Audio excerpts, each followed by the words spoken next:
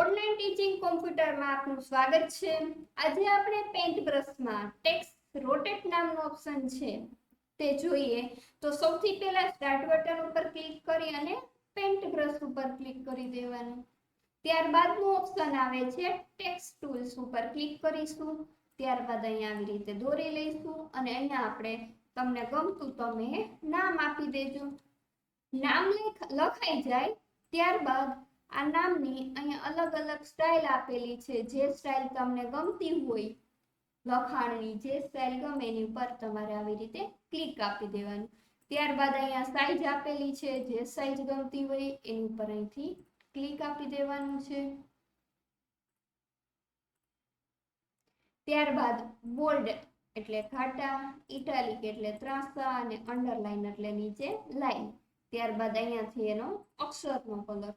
આટલું થઈ જાય પછી ખાલી જગ્યા ઉપર ક્લિક કરી દેવાનું અને સિલેક્ટ ટૂલ્સમાં જવાનું અને અહીંયાથી આપણે આપી દેવાનું છે ટ્રાન્સપરન્ટ સિલેક્શન। ત્યારબાદ સિલેક્ટ ઉપર ક્લિક કરી અને આટલું છે એ આપણે સિલેક્ટ કરી લેવાનું છે।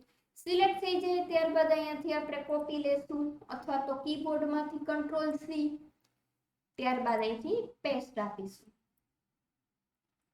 પેસ્ટ થઈ જાય ત્યારબાદ આ લખાણને છે હવે આપણે રોટેટ કરીશું। રોટેટ કરવા માટે અહીંયા રોટેટ ઓપ્શન આપેલું છે, ત્યાં ક્લિક કરી અને પેલું ઓપ્શન છે રોટેટ રાઈટ 90 અંશ, તો હું 90 અંશે આવી રીતે રોટેટ કરી લઈશ આ પેલી રીત।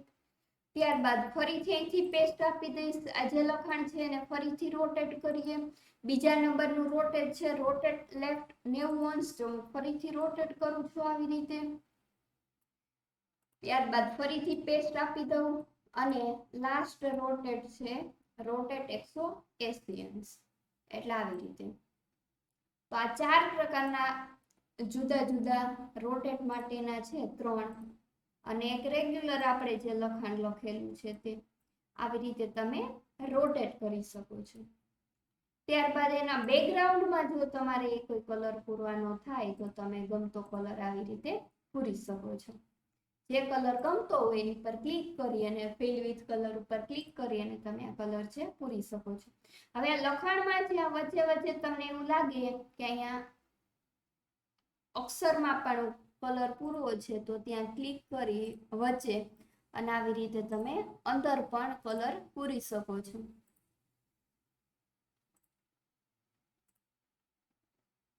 જો આવી રીતે ન ફાવતું હોય તો અહીંયા ઝૂમ ઓપ્શન છે ત્યાં ક્લિક આપી અને પછી તમે આવી રીતે કલર પૂરી શકો છો।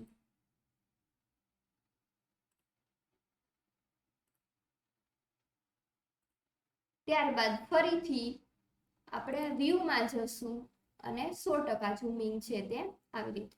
તો અત્યારે આપણે આજે જે શીખ્યા તેને કહેવાય ટેક્સ્ટ રોટેશન। Thank you.